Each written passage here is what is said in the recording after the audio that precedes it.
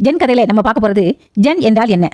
Gen ஒரு கொள்கையோ கோட்பாடோ அல்ல, அது ஒரு தத்துவம் கூட அல்ல.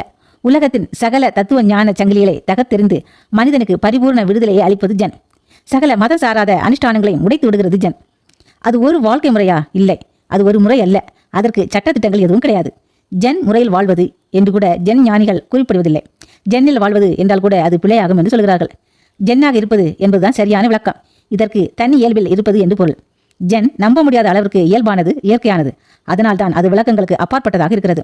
ஜென்னை புரிந்து கொள்ள ஜென் குருக்களின் வாழ்க்கைதான் ஆதாரம். அவர்கள் வாழ்ந்த, அவர்கள் வாழ்வில் நிகழ்ந்த, அவர்கள் வெளிப்படுத்திய அல்லது வெளிப்படுத்தாமல் மௌனம் சாதித்த சம்பவங்கள் மூலமே நாம் ஜென்னை புரிந்து கொள்ள வேண்டியுள்ளது. ஜென்னில் வந்தனை வழிபாடு ஏதுமில்லை. பௌத்தத்தின் மேல் நிலை சிந்தனையாக ஜென் தோன்றினாலும் புத்தரை பற்றி கொண்டு ஜென் தொங்குவதில்லை. புத்தர் சிலைகளையே கொண்டு வந்து போட்டு குளிர்காகிறார் ஒரு ஜென் ஞானி. ஜென் என்பது தியானம். எதை நினைத்தும் தியானிப்பதல்ல, எல்லாவற்றிலும் தியானம் இருப்பதாக சொல்கிறது ஜென். பேசுவது, இருப்பது, நடப்பது, உண்பது, சிரிப்பது, உறங்குவது, தொழில் செய்வது அல்லது சும்மா இருப்பது எல்லாமே தியானம். எல்லாவற்றையுமே தியானமாக்க முடிகிறது ஜென்னில். ஜென் ஒரு சுய தரிசனம். தன்னை தான் அடையாளம் கண்டுகொள்வது ஜென்.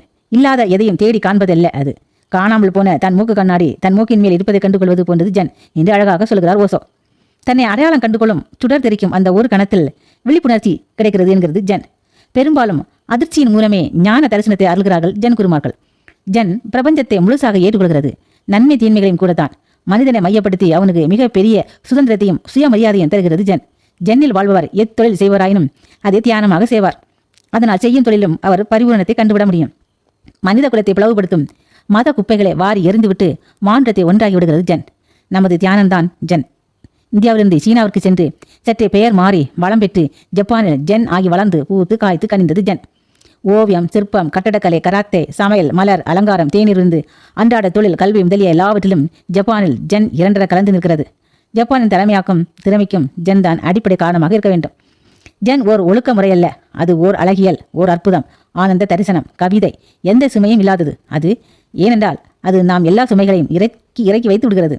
இயல்பான இயல்பு ஜென். சொல்லுக்கடங்காத மௌனம் ஜென் என்று கேட்கிறார் நம் தாய்மானவர். ஆம் என்கிறது ஜென். ஜென்னை யாரும் உபதேசிப்பதில்லை. உபதேசிப்பவர் குரு என்று கூடிய சீரர்களை பார்த்து பக்கத்து அறையில் தேநீர் இருக்கிறது, போய் அருந்துங்கள் என்கிறார் குரு. அவ்வளவுதான், அன்றே உபதேசம், பாடமெல்லாம் அவ்வளவுதான். சொல்லுக்கடங்காவே பராசக்தியின் என் சூரத்தனங்கள் எல்லாம் என்று பாரதி சொன்னது ஜென்னுக்கு தான் மிக பொருத்தம். வார்த்தை வலைக்குள் அகப்படாதது ஜென். ஒரு சீடர் அதிகமாக ஜென்னை பற்றி பேசிக் கொண்டிருப்பதை கண்ட குரு, நீ ரொம்பத்தான் ஜாஸ்தி ஜென்னப்பா என்றார். ஏன் சுவாமி, ஜென்னை பற்றி பேசினால் வெறுக்கிறீர்கள் என்று சீடன் கேட்க, எனக்கு வாந்தி வருகிறது என்கிறார் குரு. ஜென் ஜென் என்ற முத்திரைக்குள்ளும் அகப்படாமல் தப்பி விடுகிறது. பின்வரும் கதைகள் உண்மை நிகழ்ச்சிகளை படித்தால், இல்லை தியானித்தால் நாம் ஜென்னாகலாம், ஆக வேண்டும், ஆகி விடுவீர்கள் என்று புவியரசு கூறுகிறார்.